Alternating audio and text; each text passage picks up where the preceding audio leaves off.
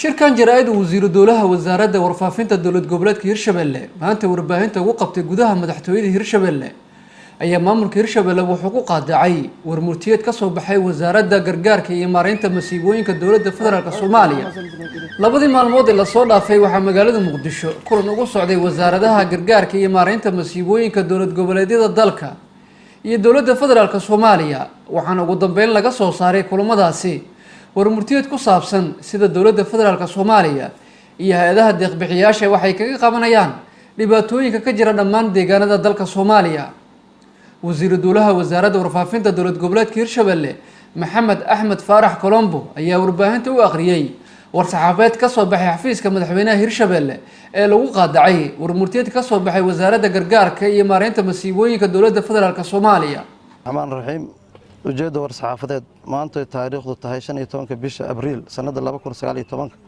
waxaa ka soo baxay wasaaradda gargaarka iyo maareynta masiibooyinka ee dowladda federaalka ah warmurtiyeed lagu sheegay in dhammaan dowladda dhexe iyo dowlad goboleedyadu ay laba maalmood ku lahaayeen magaalada Muqdisho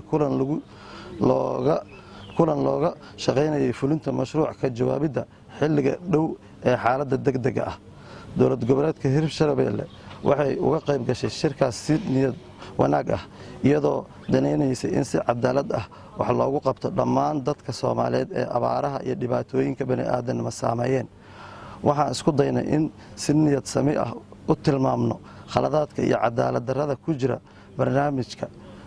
la soo bandhigay wasaaradda gargaarka ee heer federaalkuna iska indhatirtay abaaraha iyo dhibaatooyinka bani'aadanimo waxay saameeyeen dhammaan waddanka oo dhan waxaana loo baahan yahay in si caam ah loo wajaho waxaa nasiib darro ah in wasaaradda gargaarka ee heer federaal soo bandhigtay barnaamijkan ku salaysan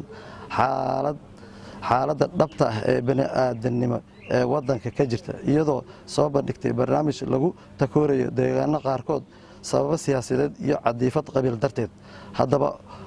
haddaba waxay dowlad goboleedka Hirshabelle cadeynaysaa inaysan la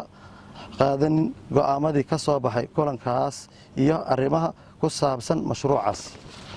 waxaan ugu baaqaynaa dowladda federaalka ah in aan loo kala eexan ummadda Soomaaliyeed meel walba ay joogto waxaan ugu baaqaynaa deeq-bixiyaasha iyo dhammaan hay'adaha ka shaqeeya arrimaha gargaarka inay si mas'uuliyiin ah inay mas'uul ka yihiin wixii cawaaqib xumo ah ka yimaada arrintan tixgelinayana mabaadi'da bini'aadanimo ee inaan dhibaato loo kordhin dad awalba taabalaysan do not harm principle waxaan ugu baaqaynaa ummadda Soomaaliyeed gaar ahaan reer Hirshabelle inay u gargaaraan walaalahood dhibaataysan dhammaan isku tashadaan si loo xalliyo dhibaatooyinka haysta wabillahi tawfiiq Ibrahim Ali Noor TV Universal caasimadda Hirshabelle Jowhar